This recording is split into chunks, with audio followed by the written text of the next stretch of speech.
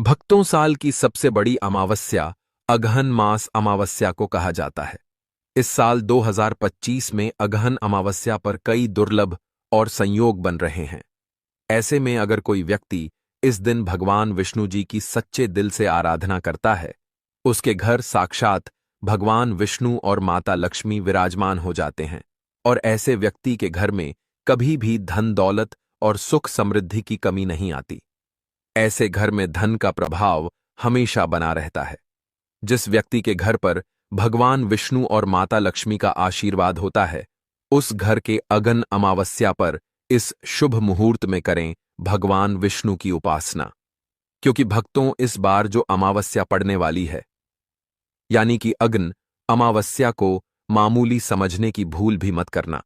क्योंकि इस अमावस्या पर ऐसे शुभ संयोग का निर्माण हो रहा है जिसकी वजह से आप जो भी कार्य करेंगे उसमें आपको सफलता मिलना निश्चित है। एक तरह से कहा जाए, जीवन से सभी कष्ट दुख दर्द नष्ट हो जाते हैं और सुखों की प्राप्ति होती है। कहा जाता है, अगहन अमावस्या सभी अमावस्या में सबसे श्रेष्ठ मानी जाती है और इस दिन अगर आप छोटा सा भी कोई उपाय करेंगे, कार्य करेंगे, तो उससे लाखों और करोड़ों गुना लाभ प्राप्त होता है। भक्तों, आज के इस वीडियो में हम बात करेंगे कि मार्गशीर्ष की जो अमावस्या है वह किस दिन है।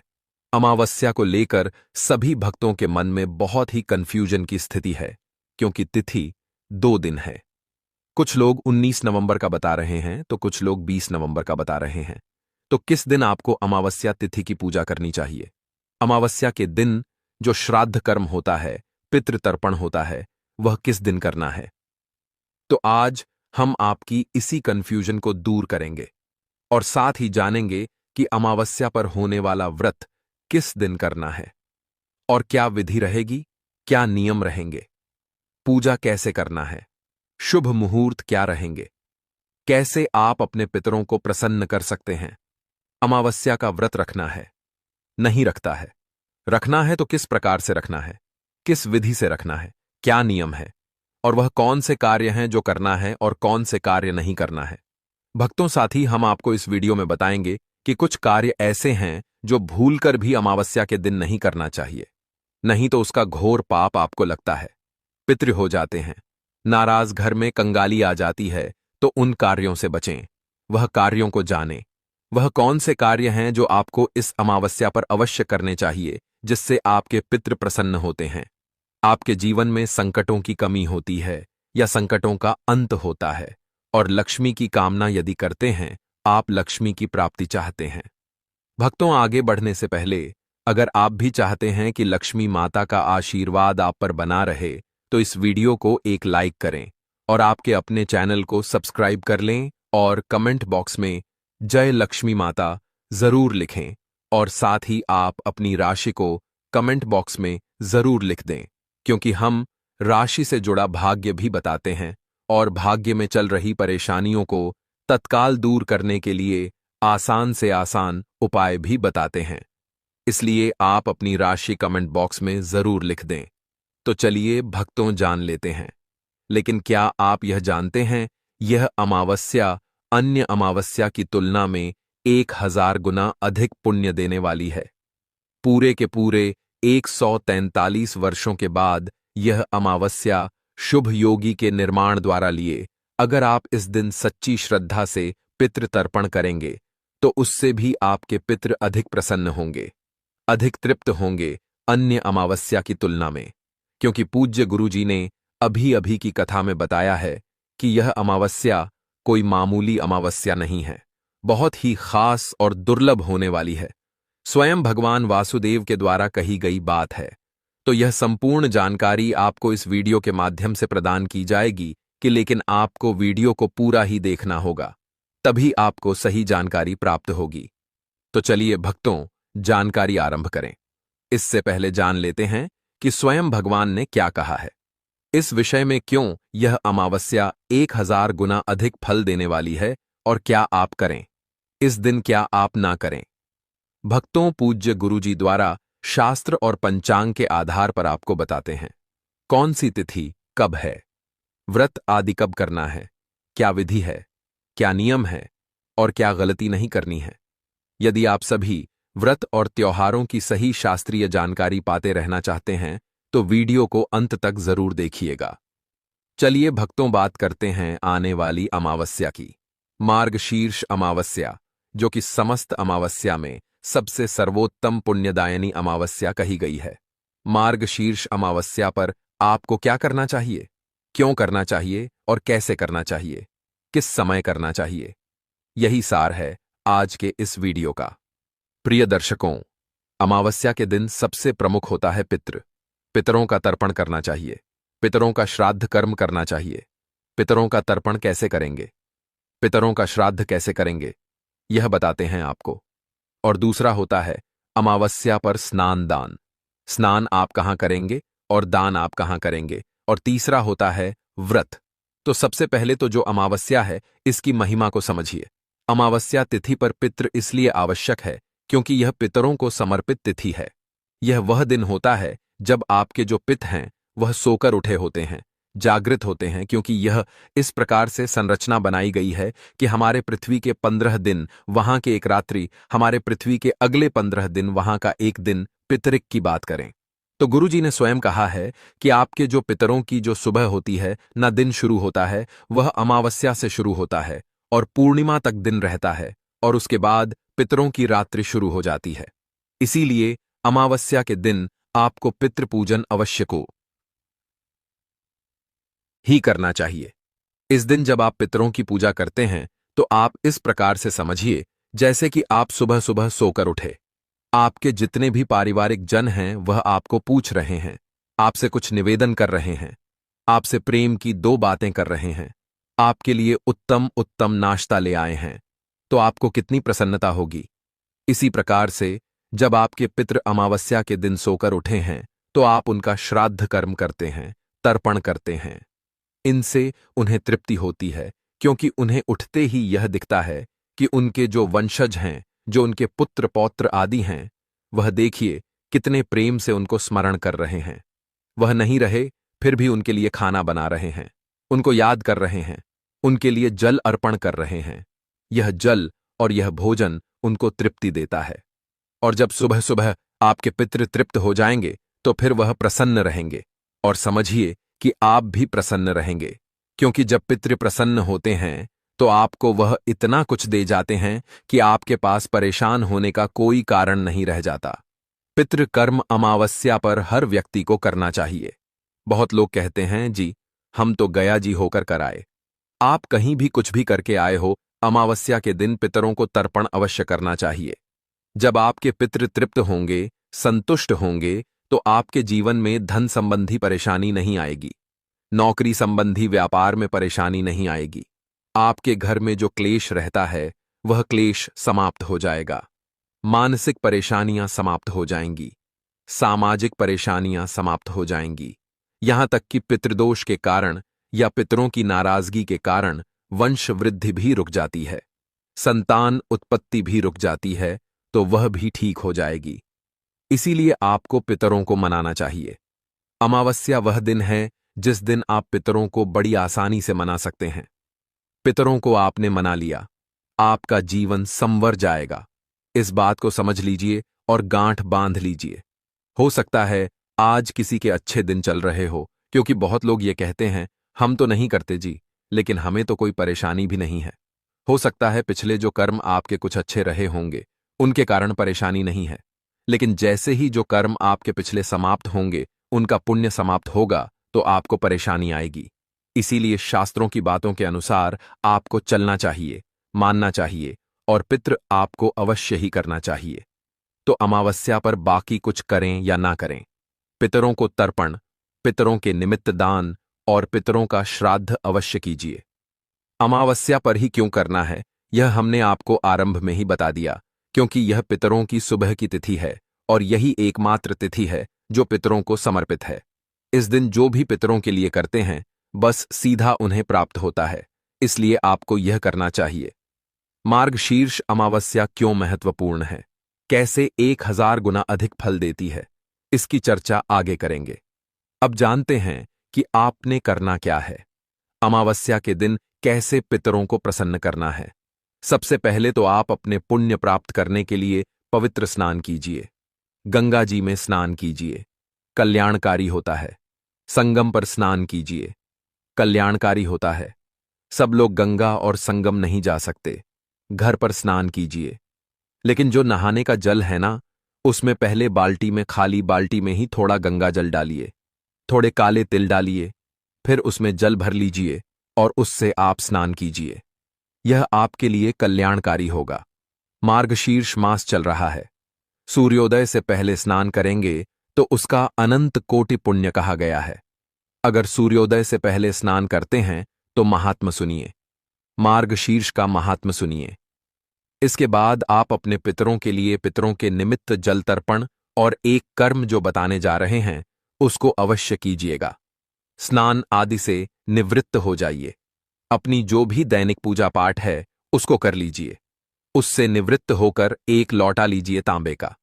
उसमें पहले गंगा जल भरिए, फिर शुद्ध जल भरिए। एक पत्ता कम से कम तुलसी का डालिए। काले तेल डालिए, कुशा है तो कुशा डालिए, सफेद फूल है तो वह भी डालिए। आसन लगाइए, दक्षिण दिशा की ओर मुख करके बैठ जाइए और उस लौटे को सामने रखिए। गीता के 7वें अध्याय का पठन कीजिए या श्रवण कीजिए। पढ़ सकते हैं तो पढ़िए, अन्यथा हम आपके लिए रिकॉर्ड करते हैं। गीता का 7वां अध्याय प्रत्येक अमावस्या पर उसको सुनिए। सुनने के बाद संकल्प कीजिए और उसका पुण्य आप पितरों को अर्पित कीजिए। कैसे संकल्प करेंगे? लौटे को दोनों हाथों में उठा लीजिए। भगवान नारायण से संकल्प कीजिए कि हे प्रभु, मैंने यह जो गीता का 7वां अध्याय सुना है, इसका जो भी पुण्य प्राप्त होता है वह संपूर्ण पुण्य मैं अपने पितरों को अर्पित करता हूं। यह पुण्य मेरे पितरों को प्राप्त हो और वह तृप्त हो। इस प्रकार से वह पुण्य आपने संकल्प करके अपने पितरों को अर्पित किया। अब जो जल है उसमें उससे पितरों का तर्पण करना। तर्पण कैसे करेंगे? एक दूसरा पात्र ले लीजिए, बड़ा, जिसमें आप यह जल छोड़ते हुए पितरों को तृप्त करेंगे, तर्पण करेंगे। उल्टे हाथ में वह लौटा उठा लीजिए और सीधे हाथ में जो अंगूठा और उंगली के बीच का जो क्षेत्र है न, उसे पितृतीर्थ कहते हैं। यहां से आपको जल अर्पित करना है पितरों को। यहीं से पितरों के निमित्त जल अर्पित किया जाता है। तो आप जल अर्पित कीजिए। लौटे से जल को उस हाथ के द्वारा दूसरे पात्र में छोड़िए। मंत्र बोलिए, ओम ह्रीम श्रीम क्लीम स्वधादेव स्वाहा। ओम ह्रीम श्रीम क्लीम स्वधादेव स्वाहा। यह मंत्र रहेगा। मंत्र मैं उस वीडियो में भी बताता हूं जहां गीता का 7वां अध्याय सुनेंगे। मैं सारी विधि भी उसमें बताता हूं कि कैसे यह जल तर्पण करना है और फिर उसके बाद तर्पण करने के बाद अपने पितरों को प्रणाम कीजिए। पितरों से निवेदन कीजिए कि हे मेरे पितरों, मैंने यह जल तर्पण आपको अर्पित किया है। मेरे जितने भी पित हैं, सर्वे पितरा, सभी पितरों को अर्पित कर सकते हैं। आप यह या किसी एक दो जो भी पित्त आपके हैं जिनको आप अर्पित करना चाहते हैं उनका नाम लेके या आपका जो रिश्ता है वह लगा के आप यह अर्पित कर सकते हैं। यह संकल्प करने के बाद, यह तर्पण करने के बाद यह जल आपने पीपल में देना है। पीपल में देना है। सबसे उत्तम समय क्या होता है? कुतुब काल का समय सबसे उत्तम होता है और वह उत्तम समय होता है 11 से सवा का। भारतवर्ष की बात कर रहा हूं मैं। अब क्योंकि सबके लिए इस समय करना संभव नहीं है, वर्किंग डे होता है तो सबको ऑफिस जाना होता है, तो आप सुबह भी करके जा सकते हैं। ऐसा नहीं कि सुबह सुबह नहीं कर सकते, सुबह भी कर सकते हैं। मैंने कहा कि उत्तम जो होता है, अधिक फलदायी, वह यह समय होता है। परंतु अगर आप सुबह भी करते हैं तो वह बहुत कल्याणकारी है। हर चीज का कुछ मुहूर्त होता है ना, तो मैं तो एक विशेष मुहूर्त बता रहा हूं कि यह समय होता है। बाकी आप सायकाल से पहले कभी भी पितृ कर सकते हैं, 3 बजे से पहले पहले तक, और यह जल आप पीपल में अर्पित करेंगे। अपने पितरों से निवेदन करेंगे, हे मेरे पितरों, इस जल को ग्रहण करो और तृप्त हो। आपके जीवन में जो भी संकट चल रहे हैं, परेशानियां चल रही हैं, उनका निवेदन उनसे अवश्य कीजिए कि मेरे जीवन के इन संकटों को दूर कीजिए। आपके पितर अवश्य तृप्त होंगे, प्रसन्न होंगे। अगर आपका पितृ कोई घोर नरक में भी हो ना, तो इस गीता के 7वें अध्याय के सुनने के जो पुण्य है ना, इससे उसको वहां भी तृप्ति होती है। इससे वह संतुष्ट होता है और आपके जीवन में जो पितृदोष होगा, पितरों संबंधी परेशानी होगी, वह दूर होती है। इसीलिए गीता का 7वां अध्याय अवश्य सुनिएगा, क्योंकि यह गीता का 7वां अध्याय एकादशी पर, पूर्णिमा, अमावस्या, इन तिथियों पर बड़ा कल्याणकारी है।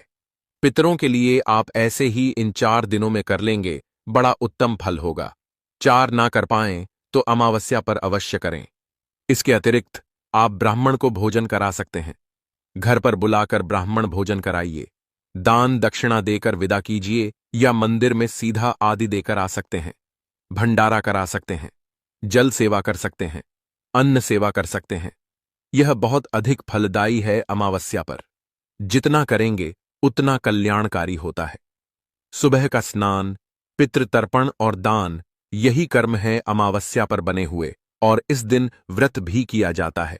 बहुत सी माताएं बहनें इस दिन भगवान शंकर का पूजन करती हैं। बहुत सी माताएं बहनें लक्ष्मी जी का पूजन करती हैं। पूजन करने के लिए स्नान आदि से निवृत्त होकर माता लक्ष्मी या भगवान शंकर, जिनका भी पूजन करना है, उनकी तस्वीर सामने स्थापित कीजिए। हाथ में जल लेकर व्रत पूजन का संकल्प कीजिए। मन ही मन संकल्प कर सकते हैं कि हे मातेश्वरी या हे भगवान शंकर, आज हम आपका यह व्रत कर रहे हैं। इसमें कोई गलती त्रुटि हो जाए तो क्षमा कीजिएगा और हम इसको कर पाएं। इतनी हमें शक्ति दीजिएगा, इसे स्वीकार कीजिए।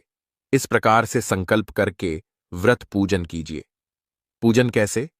भगवान को पहले स्नान के लिए जल के छींटे दीजिए, तिलक लगाइए, तिलक लगाकर अक्षत लगाइए, अक्षत लगाकर वस्त्र के रूप में मौली का टुकड़ा अर्पित कीजिए, धूप दिखाइए, दीप दिखाइए, पुष्प अर्पित कीजिए, और भोग के रूप में आपके पास यदि मिठाई है तो मिठाई अर्पित कीजिए, अन्यथा मिश्री ले लीजिए, मिश्री अर्पित कर दीजिए। फल है तो फल अर्पित कर दीजिए, और भोग के बाद पुनः एक बार जलाचमणी करा दीजिए, जल अर्पित कर दीजिए भगवान को। इस प्रकार से पंचोपचार से पूजन कीजिए, फिर कथा श्रवण कीजिए, और इस प्रकार व्रत आदि के नियमों का पालन करते हुए, ब्रह्मचर्य का पालन करते हुए दिन को व्यतीत कीजिए। इस प्रकार से आप पूजन कर सकते हैं, व्रत कर सकते हैं। अब बात आती है जी कि यह जो अमावस्या है क्यों महत्वपूर्ण है। देखिए, मार्गशीर्ष मासोहम, भगवान कृष्ण ने गीता में कहा है कि वह स्वयं ही मार्गशीर्ष मास है। तो जो महीना स्वयं भगवान कृष्ण की विभूति है, वह महीना सर्वोत्तम हो गया। भगवान कृष्ण कहते हैं कि जो कोई मनुष्य इस माह में उत्तम कर्म करता है, उसका करोड़ गुना पुण्य उसे प्राप्त होता है। जैसे कार्तिक मास है, ना तो कार्तिक मास से 1000 गुना अधिक फल कहा गया है मार्गशीर्ष मास का। यह हम नहीं, भगवान विष्णु द्वारा कहा गया है। यहां वह कहते हैं कि 12 महीने में से 8 महीने एक तरफ हैं और 4 महीने एक तरफ हैं। 4 महीने विशेष कहे गए हैं। 4 महीने जो विशेष कहे गए हैं, उनमें भी पहले माघ का, माघ से अधिक वैशाख का, वैशाख से अधिक कार्तिक का, और कार्तिक से 1 करोड़ गुना अधिक फल मार्गशीर्ष मास का कहा गया है। तो इसलिए मार्गशीर्ष में आने वाली प्रत्येक तिथि या मार्गशीर्ष में किया जाने वाला प्रत्येक व्रत, जप, तप, दान, पुण्य, यह 1 करोड़ गुना अधिक फल देने वाला है। मार्गशीर्ष की सभी तिथियां अत्यंत कल्याणकारी हैं। अब आप कहेंगे, पहले कभी सुना नहीं जी। हो सकता है आप में से बहुत सारे लोगों ने सुना भी हो, तो आप हमारा मार्गशीर्ष महात्म्य सुनिए।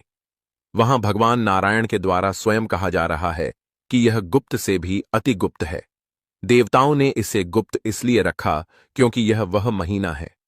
इसकी इतनी महिमा है कि जिसके द्वारा मनुष्य कुछ ही पल में भगवान को प्राप्त कर सकता है, भगवान की कृपा प्राप्त कर सकता है, अपने सभी पापों को धो सकता है। इसीलिए देवताओं ने इसकी महिमा को लोगों तक पहुंचने ही नहीं दिया, केवल शास्त्रों में लिख के रह गई। तो अब जो लिखित है शास्त्रों में हम पढ़ रहे हैं और आपको बता रहे हैं। इसमें स्वयं जब ब्रह्मदेव पूछते हैं भगवान विष्णु से, तो भगवान विष्णु कहते हैं कि हे ब्रह्म, यह गुप्त से भी अति गुप्त बात है जो अब हम आपको बताने जा रहे हैं। तो बिल्कुल ध्यान से सुनिएगा। इसकी जो महिमा है, इसीलिए मार्गशीर्ष का महात्मा सुनिए, आपका बेड़ा पार हो जाएगा। भगवान वासुदेव ने बहुत